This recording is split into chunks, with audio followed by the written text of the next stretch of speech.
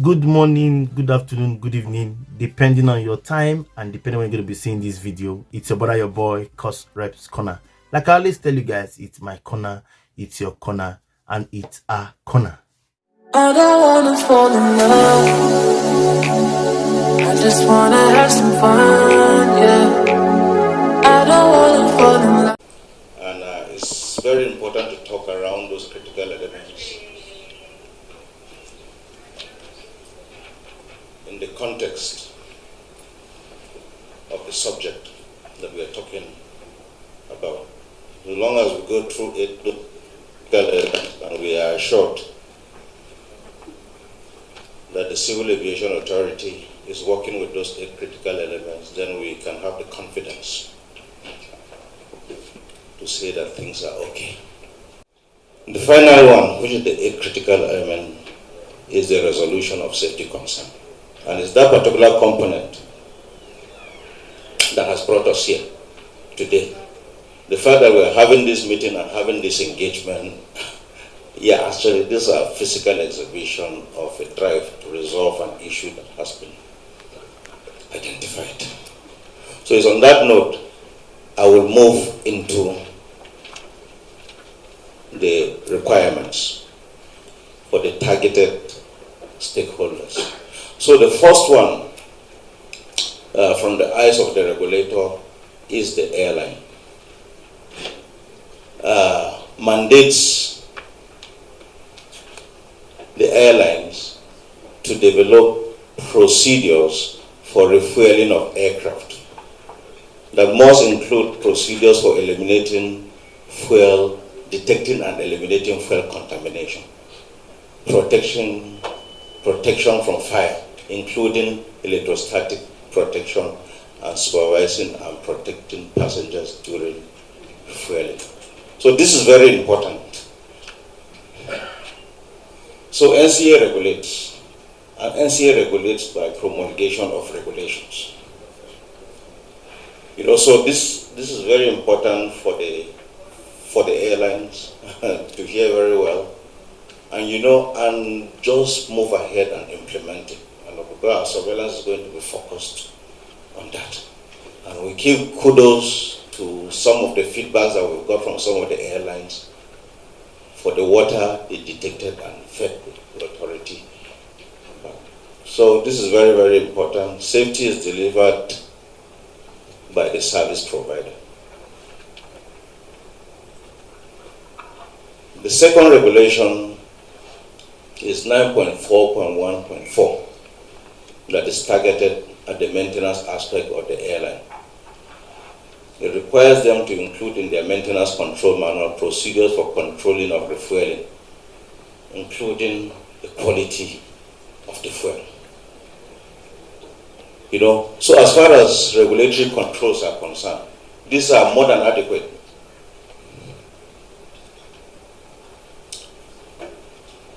The next component is the aviation fuel supply. So the only regulatory requirement in the system is the economic regulatory requirement in 18.12.1.2F that stipulates requirements for allied businesses, and aviation fuel falls under that category. To this provision of the regulation, there are lots of responsibilities that are placed on the airport operator on this topic. It's of a great concern to all of us. In my 34 years in this industry, I've never seen such an occurrence. Yes, in the past we've had series of issues relating to fuel. I remember the accident of Bell 427 of the Nigerian police force at the time. A safety recommendation was issued to the CAA. I will read exactly. the Safety Recommendation 2017-003 NCA and DPR should launch an independent inquiry into aviation fuel quality in Nigeria. This resulting report should focus on vulnerability and risk of each step in the distribution process. This should yield farmer regulatory oversight mechanism that ensures international quality of aviation fuels used in Nigeria. This safety recommendation was issued by AIB then in 2017. I think we are way behind, but this is the time that NCA need to step up to ensure the oversight. Yes, I know the former DPR, I can't remember the name now, they have their own oversight, but within the aviation purview, I think it's the NCA responsibility to ensure what goes on the aeroplane is of top quality. So I think it's the right time to step up the oversight, the regulatory function of the depot, the storage, transportation, and on top, the airline too has a responsibility. You need to ensure what goes on your aeroplane is in line with what is approved. So I think it's a joint responsibility, and I'm happy this this occasion has come, and I pray we're going to find a lasting solution to this. At the same time, the DGNCA, I want to put this to your team. Do not overrule sabotage. When you are investigating, don't limit it to just few points. Expand the scope as much as you can. That is when you do proper root cause analysis, and that may help us to get to the bottom of this point. Thank you very much. 3 weeks ago,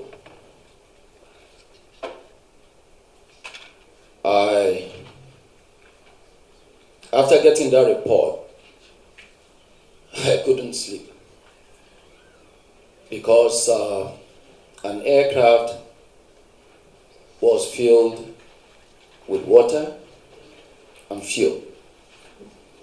And the amount of water that was drained from the aircraft tanks was so much that, I just couldn't imagine it. This is my 36th year in this industry. I've never come across this. And luckily, the aircraft was on ground. And shortly before the aircraft landed, the pilot or the crew experienced fluctuation in the fuel gauges. And 10 minutes after landing, the APU shut down automatically. And you all can imagine what would have happened if that aircraft was still in the air. We will have, the two engines will have flamed out. And guess what?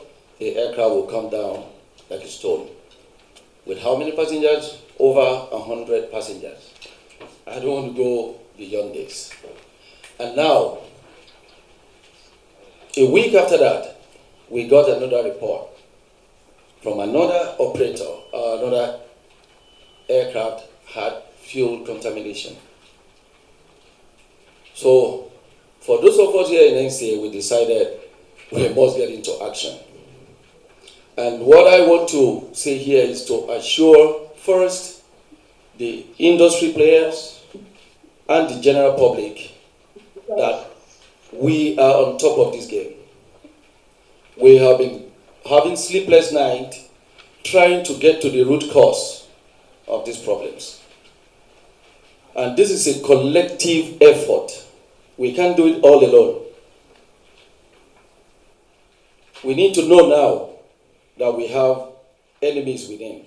That means people getting adulterated fuel into the system. This should not be tolerated even outside aviation. But here, where we have airplanes flying, carrying everybody, all of us seated here could be in one airplane, going from point A to point B. And you can imagine if we get into these kind of problems. But we have resolved that we will get to the root cause of this. Some companies we discovered have been certificated by NCA, while some are operating, supplying fuel without going through the process of certification. We have identified them. Even as of this morning, I got a report that the NMPD, sorry, I don't know the new name now, yes, have discovered 2 companies that are likely to be the culprits. And what we will do from our end, because the NCAA oversight starts from the depot of the fuel depot until when the fuel is dispensed into the aircraft. And this is where we are going to take seriously. It is very, very critical. So identifying these suppliers, what we're going to do now is a verification exercise. Show us what you have in terms of certification, and then we will set up a team that will take all the marketers through this process, and will eliminate those who are not supposed to be on the airfield. We are not taking this lightly, because this is a matter of life involvement, and this is safety issue here. So I just want to assure the general public and all of us in the industry that NCAA today is on top of the game. We will get to the root cause of it, and we will clear this cancer out of the system. Thank you very much. You said here, because one of the speakers was speaking, and I felt we were being a little bit defensive or protective of our own side. And you said that we are not here to be defensive. This should be a fact-finding mission, because it's no longer something to be toyed with. What happened a few weeks ago, like Engineer Bola had said, was scary. It was very, very scary. So we are not here to apportion blames. Like you said, you've set the tone of the meeting. We are here to look for ways of preventing such an occurrence again. And in doing so, we have to be open-minded. We don't have to shield anything, because we are talking about, it's a matter of life and death. We really need to be open-minded and call a spade where a spade exists, a shovel where a shovel exists. Now, anybody who saw the video of what happened should be bothered. That is why some of us left Lagos to come here, because of the seriousness we attach to this issue. Because just one, God forbid, just one thing out there, what affects one affects everybody. No one knows who will be there. So it's very scary. I'm asking, I know it's not the duty of NCAA to regulate, wholly those who are into this business. It is the net too long. I don't know what to understand it. Downstream something. It's too long. I know they finish. Understand that? Yeah. So I will honestly, we will advise. I will propose that right from the port of shipment of aviation fuel. Remember, some years back, sir, in this country, this nation imported contaminated fuel that was smelling all over the country. Engines of cars. We are knocking left, right, and center on daily basis. If you leave the fuel in your car, the next morning it clogs the entire valves and everything. It was like a gun. It was imported massively. So I will advise that besides leaving it in the hands of these people, maybe the regulatory agencies in charge of fuel and everything that concerns fuel should bring NCA inside too, so that right from the port of shipment, we start from there knowing the kind of quality of fuel they are bringing into the country when it concerns aviation fuel. Because planes do not fly on the ground, they fly in the skies. And any little thing, it will just fall like a pack of cans, stumbling like a stone downwards. So we need to take charge right from the port of shipment. And when these products arrive our seaports, sir, I propose that NCA, because you're the final consumer, because you're the one in charge of airlines, so you're the final regulatory agency. If we leave it in the hands of others who may not really understand the intricacies of aviation, it might be dangerous. Maybe for the time being, we find a way of making sure there's NCA presence. After all, we have all manner of uniforms at the seaports. You have forest guard even, and customs, everything is there. If we add NCA, it's not too bad for our aviation fuel. To be there to see at the port of discharge what we are getting, and also to help in monitoring the fuel depots where they leave from, and of course the kind of equipment, the Bowsers they are using. There should be certification from NCA, because sir, if you go to the air side and see some of the Bowsers that come to our aircraft, you'll be scared. You'll be scared. So we've just been given names of 11 approved suppliers. How about this other 20? It's not enough to tell airlines these are the approved suppliers. How would the other ones get into the air side? Why should they be at the air side in the first place? Those that are not approved should never be there. So it's not enough to tell us don't buy from this one, don't buy from that one, because these other ones that are not approved should not even find their ways to the air side. So you have fun. There's a whole chain. There's a whole chain of defense, and every chain of defense must be activated. It's not just NC alone. Every chain of the defense must be activated, right from the seaport to on the time it gets to the final consumer, the airlines. The airlines, they have a role also to play.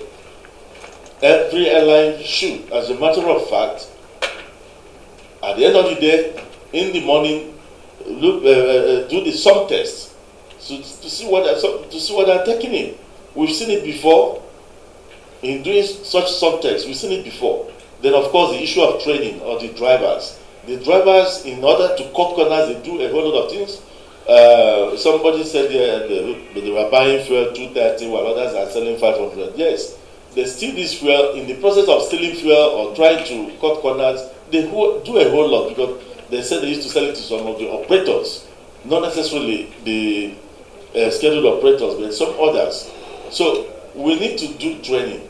Training is very important for those who operate these Bowsers to understand that their actions might affect other people's lives, including their own too. So it's a very scary situation we find ourselves in, and I'm happy NCA is calling this meeting to address the issue head-on.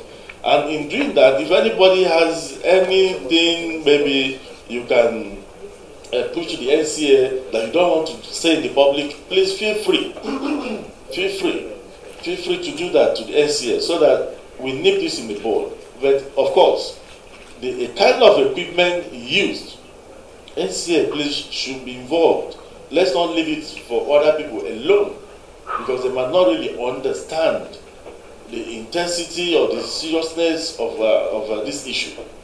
But NCA understands it. I know it may be out of your purview, but something has happened, and we need to think out of the box to start solving this problem. It was very, very scary. Thank you. We're in Air One. totally agree. May I also suggest that we do not hesitate in applying appropriate consequences for violation, especially the incident that we have noticed. Whoever was involved in that and those found guilty or culpable must be used to set example, at least from even beyond what NCA can do. And I also agree that this further re-evaluation or certification of companies to participate in this provision should be as strict as possible. That's just all I want to add. But we're all glad that this is happening. I recall in one of your meetings, our meetings with you privately, we had indicated our deep concern about what's happening with the vendors at the airport. We are not only suffering broken down browsers or quality fuel, but also there is a lot of hanky-panky also going on in the mid-range.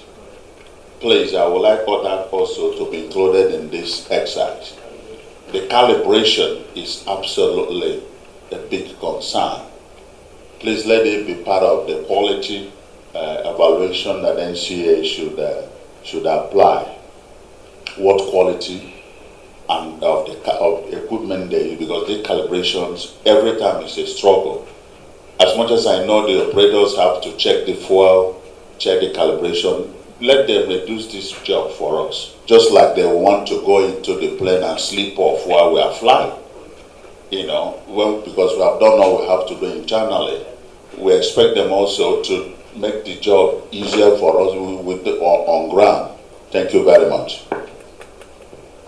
Okay, let me make possible failure of fuel water tests upon refueling of a domestic airline that happened in Lagos. If we look at the root of that arrow, that's a share water detector, that's a capsule. A very easy to use method of detecting water in fuel, because sometimes this water is very dispersed and at very low concentrations that cannot be detected by visual examination. You can't use it with the naked eye. So this capsule is very easy. You can see it's yellow. Once the color changes to blue, you know that there's water. This is something fuel suppliers, air operators should have in high numbers because of the fact that you can only use it once. But it's very easy. At every point in time, the fuel must be checked, and the director talked on that and the last one, where we even showed that, okay, if this happened in the air, it would have been probably a different story. Look at the third one. It says in-flight engine failure following fuel filter bypass. So it's not only water that is the potential contaminant of fuel. Particulates are also contaminants. Microbial growth is also contaminant. Other petroleum products are also contaminants. In the second one, it is particulate. Because once the differential pressure, there's an increase in differential pressure across the engine filters, the pilots will get the indication in the cockpit of an impending bypass. And when does that happen? That is when the fuel flow is highest. So it is during or soon after takeoff. And that is a critical stage of flight. That is when you are having such an issue.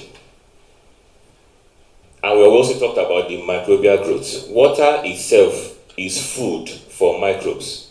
The presence of water alone can actually engender an increase. It can act as a catalyst for microbial growth. So we are actually putting this, just to see. Sometimes when you see these things are actually happening, you tend to embrace the threat better. And that was why we put this. We had another one where the engine refused to start. The engine was okay, but based on inspection, fuel contamination became the primary source of concern. So, while the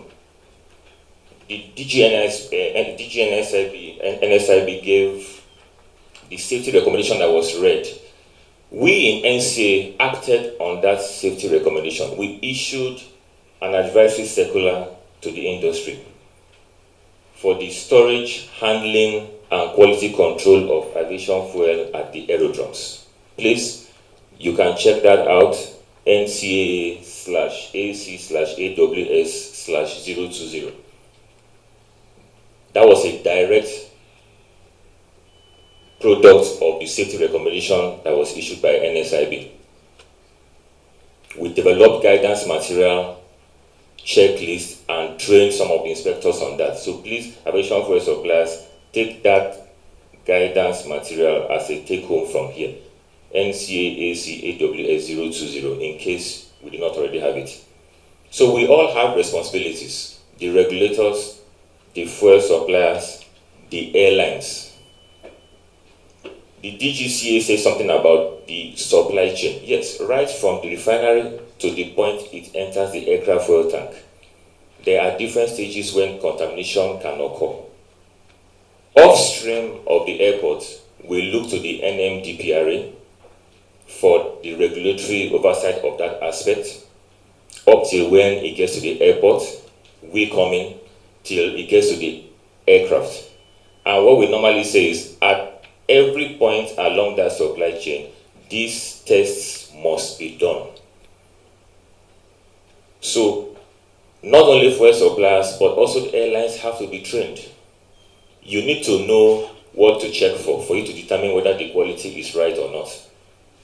So we encourage our airlines to train their personnel so that you can audit the fuel suppliers. The fuel suppliers are your subcontractors. They give fuel to your aircraft. The airlines have the ultimate responsibility to accept that fuel at the airport before that aircraft enters the fuel tank. So you need to carry out audits. Check your fuel suppliers and feed us back with those reports. By the time we have so many defenses in place, we can stop an incident or accident from occurring.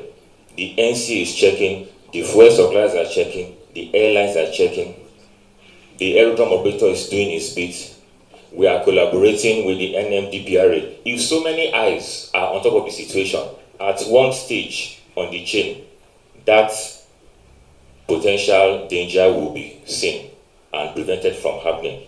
So we encourage our airline operators, please carry out those audits on the aviation fuel suppliers as we do in NCA.